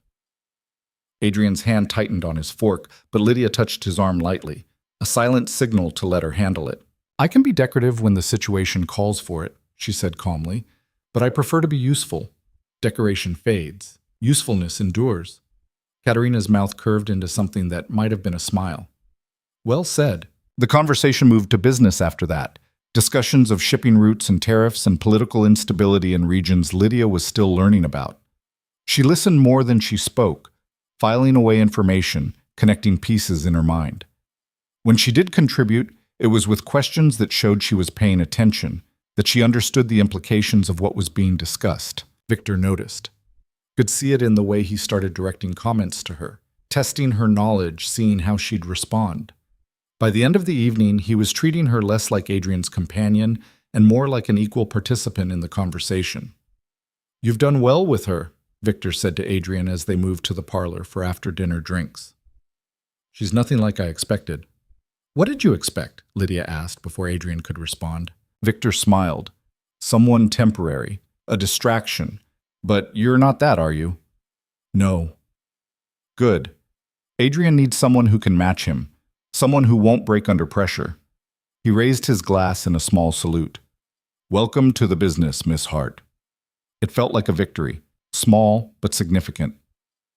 On the drive home, Adrian was quiet, his hand resting on her thigh, his thumb tracing absent patterns through the fabric of her dress. "You were brilliant tonight," he said finally. "I just answered questions." "You did more than that. You made Victor respect you. That's not easy to do." "Katerina still thinks I'm sleeping my way to the top." "Katerina thinks that about every woman in this world. It's easier for her to believe success comes from sex than skill." He glanced at her. "But she'll learn. They all will." Lydia wanted to believe that, but she also knew that some people would never see her as anything more than Adrian's weakness, no matter how much she proved herself. The thought bothered her less than it once would have. The real test came a week later when Adrian was called away on unexpected business in Moscow. He'd be gone for 5 days, leaving Lydia to handle things in his absence. It was the first time she'd been fully in charge, and she felt the weight of it settle on her shoulders like a physical thing. "You'll be fine," he said as he packed. "Natasha will be available if you need her, and Dmitri is here if there's trouble, but you won't need either of them." "What if something goes wrong?" "Then you handle it, the same way you handled James Connolly." He zipped his bag and turned to face her. "I trust you, Lydia. You need to start trusting yourself." The first 3 days went smoothly. She handled routine business, signed off on shipments, dealt with a minor contract dispute with a supplier in Prague. But on the 4th day, one of Adrian's contacts called with a problem. A shipment had been seized at the border, and the customs official who'd been paid to look the other way was suddenly demanding triple his usual fee. "Tell him no," Lydia said. "With respect, Miss Hart, if we don't pay, the shipment is lost. That's $2 million worth of, I know what it's worth. Tell him no. And tell him if he wants to renegotiate terms, he can do it with me directly." There was a pause on the other end of the line. "You want to speak with him yourself?" "Yes. Set up a call for this evening." The man on the other end sounded doubtful, but he agreed. 3 hours later, Lydia found herself on a video conference with a middle-aged customs official who looked both nervous and greedy. She'd done her research in the meantime, pulling up everything Adrian had on file about him. It wasn't much, but it was enough. "Mr. Kozlov," she said, keeping her voice pleasant, "I understand there's been a misunderstanding about our arrangement." "No misunderstanding. Prices have gone up. If you want your shipment released, you pay the new rate." "That's not how contracts work." "We had an agreement." "Agreements change." "They do, but not unilaterally." She leaned forward slightly. "I'm going to make you a counteroffer. You release the shipment at the original rate, and I don't tell your superior about the beach house you bought last month, the one that cost significantly more than your government salary could possibly cover." Kozlov's face went red. "You can't prove." "I can. I have the purchase documents, the wire transfers, everything. And I have contacts in your government who would be very interested to know where that money came from." She paused, letting that sink in. "Or we can continue our arrangement as originally agreed. Your choice." The silence stretched for a long moment. Then Kozlov nodded stiffly. "The original rate is acceptable." "Good. I'm glad we could reach an understanding." She ended the call and sat back, her hands shaking slightly. When Adrian called that night to check in, she told him what had happened. "You threatened a government official?" He sounded amused rather than concerned. "Was I not supposed to?" "No, you did exactly right. Kozlov's been a problem for months, always pushing for more money. He needed to know there are consequences." There was pride in his voice. How did you find out about the beach house? I went through your files on him. You had notes about unexplained income. I just followed the thread. You're a natural at this. Or I've had a good teacher. When Adrian returned from Moscow 2 days later, Lydia met him at the door. He dropped his bag and pulled her into his arms, kissing her hard enough to make her breathless. I missed you, he said against her mouth. I missed you too. Natasha called. She said you handled the Kozlov situation perfectly. Also that you terrified one of our suppliers in Budapest into accepting terms he'd been resisting for weeks. He was being unreasonable. Adrian laughed, the sound warm and genuine. You're going to be running this place before I know it. I doubt that. I don't. He pulled back to look at her, his expression serious. I have something for you. He led her to his office and opened the safe, pulling out a leather folder. Inside were legal documents, pages of dense text that Lydia scanned quickly, her heart starting to pound as she realized what she was looking at. These are partnership papers. Real ones. Legally binding. 50% of everything I own. He watched her face carefully. I was going to wait, but after this week I realized there's no point. You've earned this. You've proven you can handle it, and I want you to have it. Adrian, I can't. You can. And you will. He took her hands. I don't want you here because you need me. I want you here because you choose to be. And that choice means something more when you have real stake in what we're building. Lydia looked down at the documents, her vision blurring slightly. This was more than money or power. This was Adrian offering her complete equality, making her not just his partner in private, but in every way that mattered. Are you sure? She asked.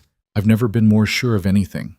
She signed the papers with a hand that only trembled slightly, and when it was done, Adrian pulled her close and kissed her like she was the most precious thing in his world. That night, they celebrated in the only way that made sense, tangled together in his bed, learning each other's bodies all over again with a new intensity.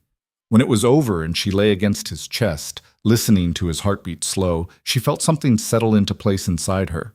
A sense of belonging that had nothing to do with fear or obligation and everything to do with choice. Thank you, she said quietly. For what? For seeing who I could be, even when I couldn't see it myself. His arms tightened around her. You would have found your way eventually. I just helped you get there faster. Maybe that was true. Or maybe without him she would have stayed small and scared for the rest of her life. She didn't know, and it didn't matter anymore. What mattered was that she was here now, whole and strong and free, in ways she'd never imagined possible. The past was ash, and the future belonged to them both. The real challenge came 6 weeks after Lydia signed the partnership papers, when Viktor Sokolov called with an invitation that was more summons than request. He was hosting what he called a summit, the major players in their world gathering to discuss territory, resources, and the delicate balance of power that kept them all from tearing each other apart. Adrian was expected to attend, and so was Lydia. This is different from the party, Adrian explained as they prepared. That was social. This is business, real business, the kind where fortunes are made and people disappear if they say the wrong thing. You're trying to scare me. I'm trying to make sure you understand what you're walking into. He adjusted his cufflinks, his expression serious. These people will test you. They'll push to see if you break. And if they smell weakness, they'll use it. Then I won't give them anything to use. She wore black this time, a dress that was elegant but severe, her hair pulled back in a way that made her look older, more authoritative. The diamonds Adrian had given her that first night glittered at her ears and throat, but she'd added something new, a watch he'd had made for her, platinum and sapphire, expensive enough to make a statement. The summit was held at a private estate in the mountains, isolated and heavily guarded. When their car pulled through the gates, Lydia counted at least a dozen security personnel, all armed, all watching with the kind of vigilance that made her stomach clench. Stay close to me, Adrian said as they climbed the steps. And remember, you don't owe anyone explanations. You're here because you belong here. The main hall was already crowded when they entered. Lydia recognized some of the faces, Victor and Katerina, Natasha speaking with the Moretti brothers. Others she'd seen in photographs or heard mentioned in passing. But there were new faces too, people she didn't know, all of them turning to watch as she and Adrian walked in. Adrian Core, a voice boomed, and the mysterious Miss Hart. We've been eager to meet you properly. The speaker was a massive man, easily 6.5 feet tall, with a shaved head and a scar that ran from his temple to his jaw. Lydia recognized him from the files. Alexander Petrov, Russian arms dealer, notoriously volatile. "Mr. Petrov," Lydia said, extending her hand, "the pleasure is mine." He took her hand but didn't shake it, just held it while he studied her face. "You're smaller than I expected. Prettier, too." "Is that relevant to why we're here?" Alexander laughed, a sound like grinding gravel. "I like her. She has teeth." He finally released her hand and clapped Adrian on the shoulder hard enough to stagger most men. "You've done well for yourself, Cor. Let's hope she's as smart as she is sharp." They moved deeper into the room, and Lydia felt the weight of every gaze that followed them. Adrian introduced her to people she'd only known as names in files, arms dealers and smugglers, politicians who'd been bought and paid for, businessmen whose legitimate enterprises were covers for much darker work.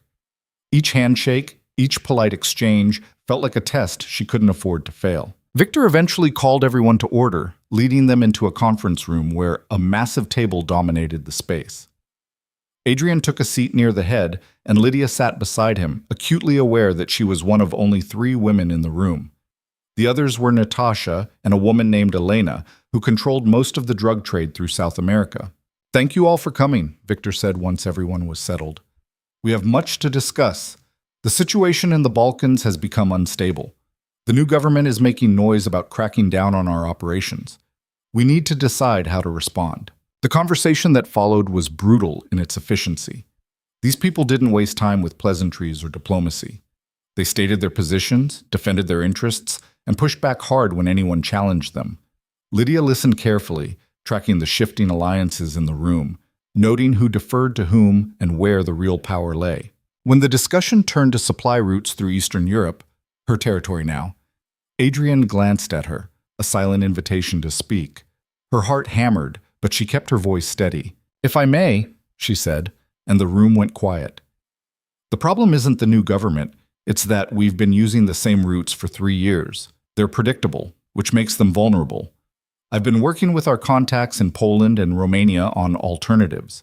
We can shift operations to secondary routes that are less monitored. It'll add time and cost in the short term, but it reduces exposure significantly." Alexander leaned forward. "And you trust these contacts? Polish and Romanian networks are notoriously unreliable. I've verified their capabilities personally. They've moved smaller shipments for us over the past month without incident. The infrastructure is solid." "At what cost?" She named a figure, watching his eyes narrow. "It's higher than our current rates, but factor in the risk of seizure and it's actually more cost-effective." "She makes a good point," Victor said. "What do you think, Cor?" Adrian's expression remained neutral, giving nothing away. "I trust Lydia's assessment. If she says the routes are viable, they are." It wasn't quite an endorsement, more a statement of fact. But it was enough. The room accepted her position without further argument, and the discussion moved on. Lydia felt tension drain from her shoulders. The meeting lasted for hours, breaking only for lunch, and then resuming with the same intensity. By the time Victor called for a recess, Lydia's head was spinning with information. Deals made, territories carved up, problems solved with a combination of money and barely veiled threats. She found herself on the terrace, breathing in cold mountain air, when Natasha joined her. "You did well in there," the older woman said. "I barely said anything." "Exactly. You spoke when you had something to contribute, and you backed it up with facts. That's more than most people manage their first time." Natasha lit a cigarette, offering one to Lydia, who declined. "They're still deciding what to make of you." "And what should they make of me?" "Someone who isn't going anywhere. Someone who's earned her place at that table." Natasha exhaled smoke into the twilight. "Adrian's made you a full partner. That means something, but it also means you're a target now. Not just his weakness, but a threat in your own right." "I can handle it." "I know you can. I'm just making sure you know what you've signed up for." She flicked ash over the railing. "This life doesn't give you the option of going back. Once you're in, you're in. The only way out is in a box." Lydia thought about that, about the finality of the choice she'd made. There was no returning to who she'd been before. That woman was gone, erased as completely as Marcus Hale. What remained was someone harder, sharper, more dangerous. I'm not looking for a way out, she said. Natasha smiled. Good. Then let's get back in there and finish this. The evening session was more contentious. A dispute had arisen between the Moretti brothers and Elena over distribution rights in Miami. Voices rose, threats were made thinly veiled as suggestions, and Lydia watched the room polarize into factions. Adrian remained carefully neutral, which she understood was strategic. Taking sides would cost him alliances he couldn't afford to lose. But when Vincent Moretti accused Elena of undermining their agreement, and Elena responded by suggesting the Morettis were too incompetent to hold their territory, things escalated quickly. Vincent stood, his face flushed with anger, and his brother Marco put a hand on his arm in warning. Sit down, Vincent, Victor said calmly. We're not doing this here. She's calling us incompetent. I'm calling you exactly what you are, Elena said, her voice icy. You've lost 3 shipments in 2 months because you can't manage your own people. That's not my problem. It becomes your problem when you're trying to move into our territory. Enough! Adrian's voice cut through the argument, quiet but commanding. The room fell silent. This isn't productive. Vincent, you've had security issues. That's fact, not insult. Elena, you've been expanding into areas that were previously agreed to be Moretti territory. Also fact. The question is whether we're going to solve this like professionals or like children. Vincent glared at him. What do you suggest? A neutral review of the distribution network. Someone both sides trust to assess the situation and make recommendations. Adrian paused. I'm willing to take it on. Or Lydia can, if you prefer someone less connected to existing arrangements. Lydia's stomach dropped, but she kept her face carefully blank. This was a test. Adrian was giving her the opportunity to prove herself, but also exposing her to risk. If she failed, if either side felt she'd favored the other, she'd make powerful enemies. I'll do it, she said before she could second-guess herself. Elena's eyes narrowed. No offense, Miss Hart, but you've been in this business for what, 3 months? Why should we trust your assessment? Because I have no stake in the outcome. I don't care who controls Miami. I care about efficiency and profit. If the current arrangement isn't working, I'll tell you why and how to fix it. If it is working and the problem is something else, I'll tell you that too. She met Elena's gaze steadily. I'm not here to make friends. I'm here to make money. Same as everyone else in this room. A beat of silence, then Vincent nodded slowly. All right, I'll agree to that. Elena considered for a moment longer, then shrugged. Fine, but I want the review completed within 2 weeks. You'll have it in 1, Lydia said. After the meeting concluded and people began to disperse, Adrian pulled her aside, his expression unreadable. That was either very brave or very stupid, he said. Which do you think it was? Both? But there was approval in his eyes. You just committed to solving a problem that's been festering for months. If you succeed, you'll have the respect of 2 of the most powerful families in this room. If you fail, I won't fail. How can you be sure? Because you'll help me.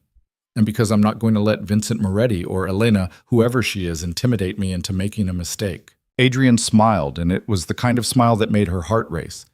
You're extraordinary. You know that? I'm terrified. I know, but you didn't let them see it. That's what matters. They stayed at the estate that night, along with most of the other attendees. Lydia barely slept, her mind racing through scenarios and strategies for the Miami review. When she finally dozed off just before dawn, it was to dreams of spreadsheets and shipping manifests and angry men with guns. She woke to find Adrian already up, working at the desk in their room. He looked tired, but focused, and when he saw she was awake, he gestured her over.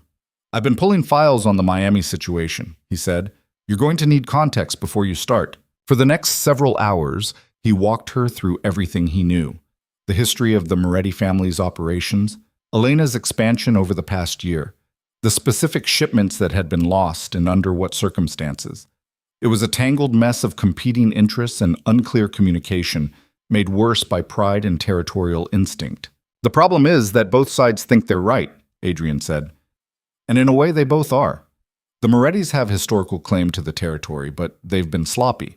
Elena's more efficient, but she's overstepping boundaries that were agreed to years ago. So what's the solution? That's what you need to figure out. He closed the laptop and looked at her seriously. And whatever you decide, you need to sell it so well that both sides accept it. Otherwise, this turns into a war, and wars are bad for business. No pressure. You can do this. I wouldn't have offered if I didn't believe that. She spent the flight home sketching out an approach, and the following week was a blur of phone calls, meetings, and late nights poring over financial records. She spoke with Vincent and Marco Moretti, who were defensive but ultimately forthcoming once they realized she was genuinely trying to understand the situation. Elena was harder to read, more guarded, but Lydia earned a grudging respect by asking questions that demonstrated she'd done her homework. The picture that emerged was exactly what Adrian had suggested. Both sides had legitimate grievances, but the real problem was that the existing agreement hadn't accounted for the growth in demand. Miami had become more valuable, and the old territorial boundaries no longer made sense. Lydia worked with Natasha to develop a proposal that would redistribute the territory based on capability rather than history, giving the Morettis the northern routes where their infrastructure was strongest, and ceding the southern expansion to Elena. It wasn't perfectly fair to either side, but it was logical, and she backed it up with projections showing that both parties would make more money under the new arrangement than they were making now. When she presented her findings on a video conference with both families and Adrian, Victor, and several others as observers, she felt like she was standing on a cliff edge. One wrong word, and she'd lose both of them. After reviewing the situation, she began, I've concluded that the current dispute isn't about incompetence or overreach. It's about an outdated framework trying to accommodate a changed reality. Miami's market has grown by 40% in the last 18 months. The existing territorial division was designed for a smaller operation, and it's no longer efficient. She walked them through her analysis, showing where the Morettis' losses had occurred and why. Not because of poor security, but because they were trying to cover too much ground with insufficient resources. Then she showed where Elena's expansion had created redundancies and inefficiencies. My recommendation is a restructured division of territory based on infrastructure capacity, she continued, bringing up a map. The Morettis maintain control of the northern ports and distribution networks, where they have established relationships and reliable personnel. Elena takes the southern expansion, which aligns with her existing routes through the Caribbean. Both operations scale to their strengths, and the overlap that's been causing friction is eliminated. She outlined the financial projections, showed how both parties would benefit, and then sat back and waited. Vincent spoke first. You're asking us to give up half our territory. I'm asking you to trade territory you can't adequately manage for increased profit in the territory you can. Under this plan, your revenue increases by 30% within 6 months. And you trust these numbers? Marco asked. I built them from your own financial data. The numbers don't lie. Elena was studying the map, her expression thoughtful. What about expansion beyond what's outlined here? That would need to be negotiated separately, but this framework establishes clear boundaries and responsibilities. Future expansion can be discussed once the current situation stabilizes. There was a long silence. Then Vincent and Marco exchanged a look, some unspoken communication passing between them. We'll agree to this, Vincent said finally. On a trial basis. 6 months. If the numbers work out the way you're projecting, we'll make it permanent. Elena nodded. I can work with that. Relief flooded through Lydia, but she kept her expression professional. I'll draw up the formal agreement and send it to both parties by end of week. After the call ended, Adrian pulled her into his arms, kissing her hard. You did it, he said. You actually did it. Was there doubt? There's always doubt. But you exceeded every expectation. He pulled back to look at her, pride evident in his expression. Victor called me during the presentation. He wants to discuss expanding our partnership, and the Morettis asked if you'd be willing to consult on their operations in Chicago. What did you tell them? That I'd ask you. This is your decision now, Lydia. You're not just my partner anymore. You're a force in your own right. The weight of that settled over her, heavier than she'd expected.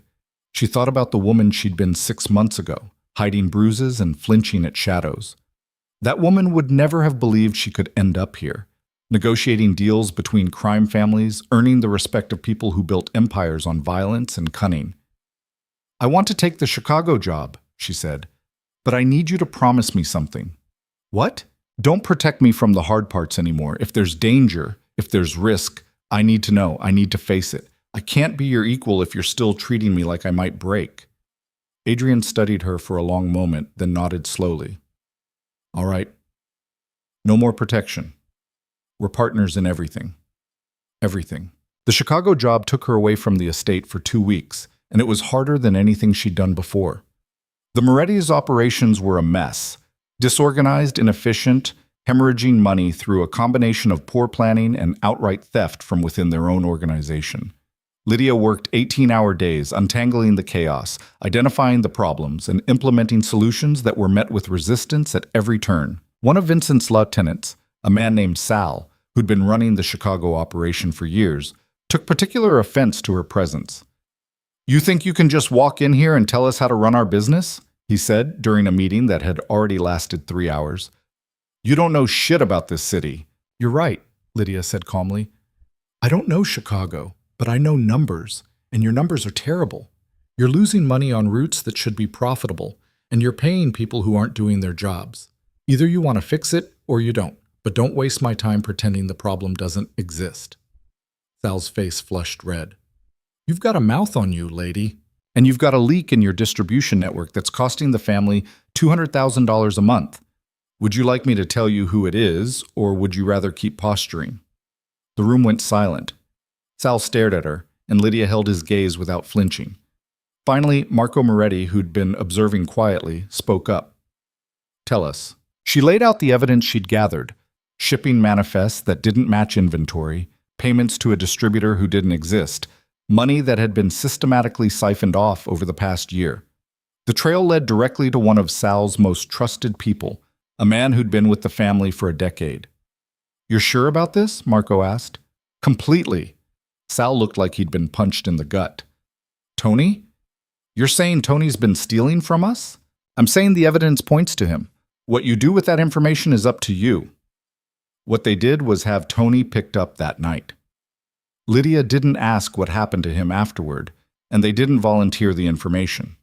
By the end of the second week, she'd restructured their entire operation, implemented new tracking systems, and identified 3 more areas where efficiency could be improved. When she returned to the estate, exhausted and running on fumes, Adrian was waiting for her.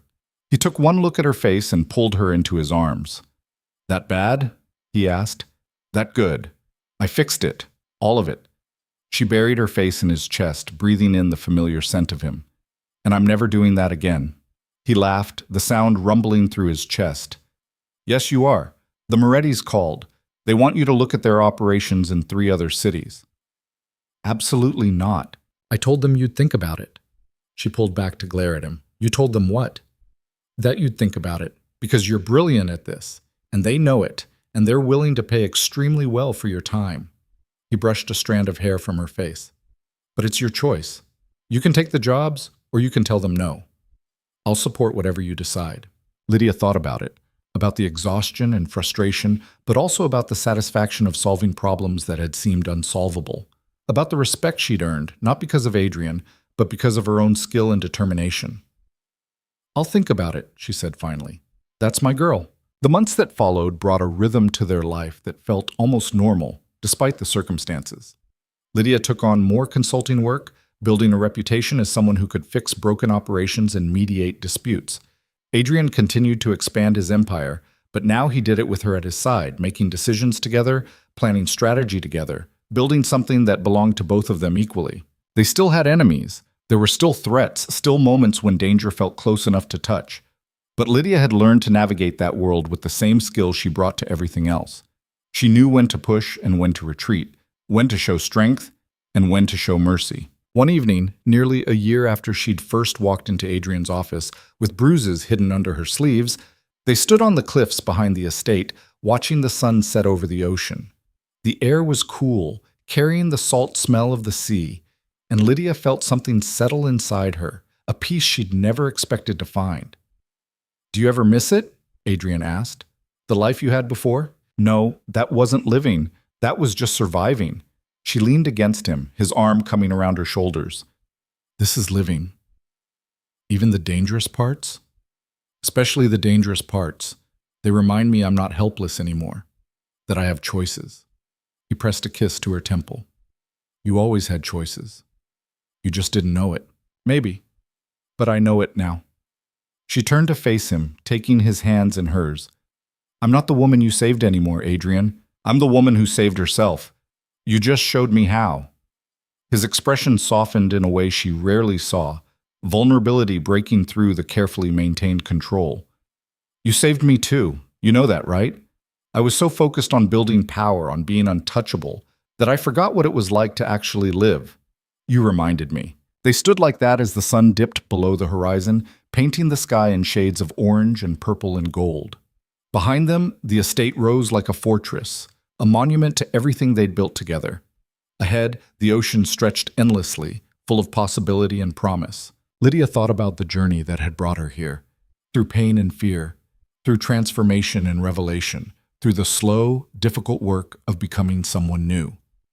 She thought about Marcus Hale, dead and buried, his memory holding no more power over her. She thought about the scared woman she'd been, and the confident partner she'd become. "What are you thinking about?" Adrian asked. "Everything. Nothing. The future."